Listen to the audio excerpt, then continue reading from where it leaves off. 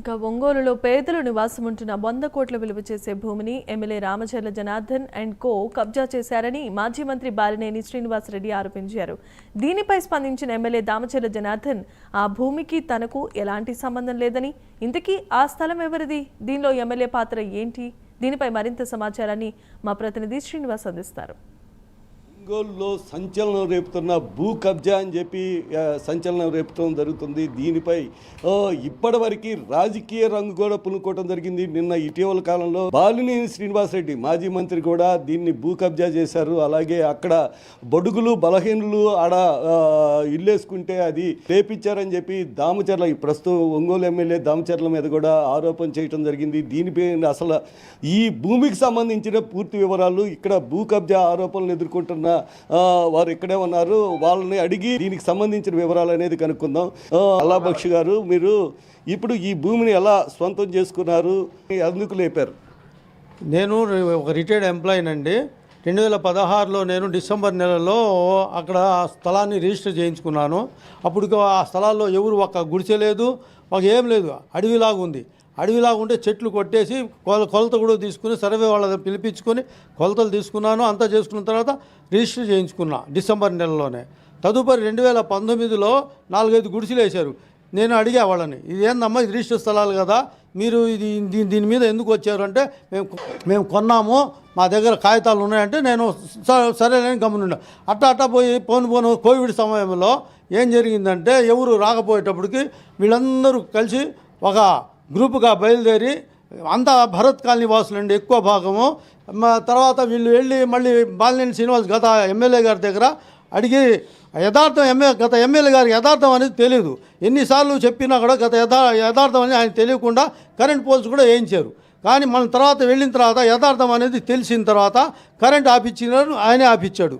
మళ్ళీ ఇది యథార్థం అనేది తెలుసు కూడా మన పాత ఎమ్మెల్యే గారు, ఎమ్మెల్యే గారు ఇల్లు ఉన్నా కూడా వచ్చి వాళ్ళు అక్కడ కబ్జా చేసుకుని మా ఆస్తుల్ని మా రూపాయి కూడబెట్టి ఆ జీపీఎఫ్ డబ్బులతో నేను కొనుక్కుంటే నా మీద దౌర్జన్యం చేసి నా మీద ఇది చేస్తే, ఈ సైట్ అనేది అసలు వెంచర్ ఎవరు వేశారు, అసలు మీకు ఎవరు అమ్మారు, దీని రికార్డ్ ఏం చూశారు మీరు? ఇమిడి శెట్టి వెంకటరత్నం అనే గారు 1987లో వెంచర్ వేసండి. అంతా ఎంక్వైరీ చేసుకున్నాను నేను. ఎంక్వైరీ చేసుకున్న తర్వాత కరణం శివశంకర్రావు దగ్గర నేను స్థలాన్ని కొన్నా. అతను చేకూరుపాడు సొంత ఊరు. అన్నీ ఎంక్వైరీ చేసిన తర్వాతే నేను ఈ స్థలాన్ని కొనుక్కున్నాను. 10 లక్షలు పెట్టి కొన్నా అప్పట్లో.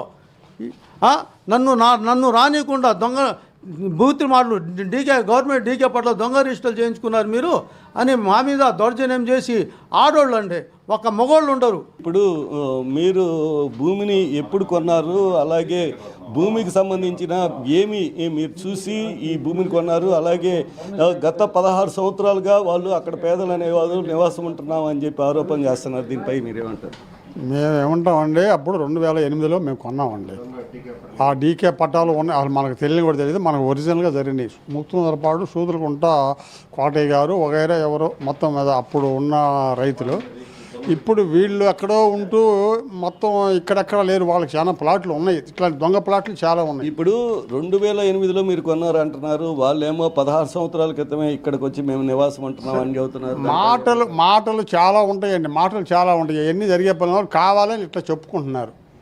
సార్ గారు, మీరు చెప్పండి, ఇప్పుడు ఈ సైట్ అనేది గతంలో ఈనాం అనేది ఈనాం కింద ఉందని చెప్పి చెప్పడం జరుగుతుంది. 186/1,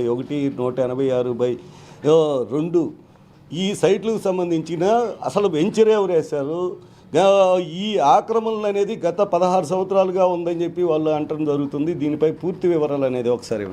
ఇది వచ్చి 1983లో సార్ గ్రామ పంచాయతీ లేఅవుట్ వేశారు దీంట్లో సార్. ఆ లేఅవుట్లో వేసిన తర్వాత 86లో సార్ మా డాక్యుమెంట్గా ఉన్నాయి సార్. 86లో డాక్యుమెంట్లు సార్. మేము, మా చిన్నమ్మ, మా పెదనమ్మ సార్, ముగ్గురు వచ్చి కొన్నాము సార్. తర్వాత మా తెలిసిన బంధువులు కూడా ఆ లేఅవుట్ కొన్నారు సార్. దాన్ని తర్వాత మా తెలిసిన సర్కిల్ కొన్నారు సార్. కానీ ఇది ఒరిజినల్ ప్రైవేట్ లేఅవుట్ సార్.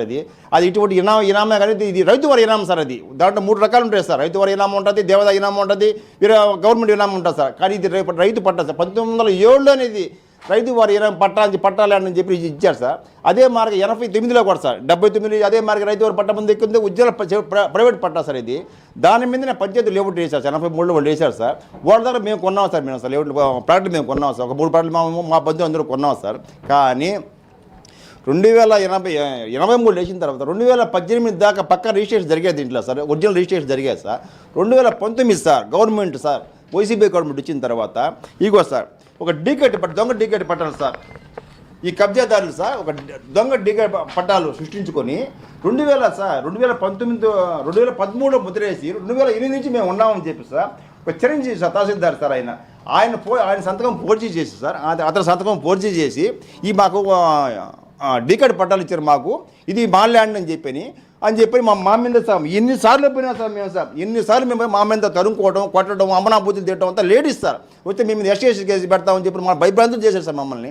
కానీ చూసారు సార్ ఇది మేము తహసీల్దార్ ఆఫీస్ చుట్టూ మున్సిపల్ ఆఫీస్ చుట్టూ ఎన్నిసార్లు తిరిగాము సార్. కానీ వాళ్ళు ఏమంటారు ఇది ప్రైవేట్ పట్టా ల్యాండ్ ఇది, కానీ మేము దాంట్లో మేము రాలేము కావచ్చు ఎండార్స్మెంట్ సార్, ఇదే ఎండార్స్మెంట్ ఇస్తారు పోలీసులు చెరువు తీసుకోవాలని చెప్పి ఎండార్స్మెంట్ ఇస్తారు సార్. ఇదే మన సంవత్సరం సార్ 2019, 2020, 2021, 2022, 23, 24 ఇదే ఇయటం. కానీ వాళ్ళు మా ల్యాండ్ మీరు రండి వాళ్ళు చెప్పండి అంటే వాళ్ళు చెప్పడం లేదు సార్. నిన్న మాజీ మంత్రి బాలినేని శ్రీనివాసరెడ్డి కూడా ఆరోపించడానికి సంబంధించి ఇక్కడ కోర్టు చుట్టూ తిరగటం, అందరూ పోలీస్ స్టేషన్ చుట్టూ తిరుగుతా ఇప్పుడు వాళ్ళకు ఒక రిజల్ట్ వచ్చి ఈరోజు రావటంతో వాళ్ళకి హక్కుదారులుగా వాళ్ళు గుర్తింపు పొందటంతో అక్కడ ఉన్న నివాసం ఉంటున్న వారిని కబ్జా నుండి తొలగెత్తడం జరిగిందని చెప్పి ఇది దీంట్లో ఎటువంటి రాజకీయ ఇది లేదు. గత వైసీపీ సమయంలోనే బాలినేని శ్రీనివాసరెడ్డి గారికి అన్నీ తెలిసి కూడా ఈరోజు మళ్ళీ దాన్ని ఆరోపించడం అనేది కరెక్ట్ అయిన పద్ధతి కాదని అంటున్నారు. Cameraman అనిల్తో Srinivas, ప్రైమ్9 news,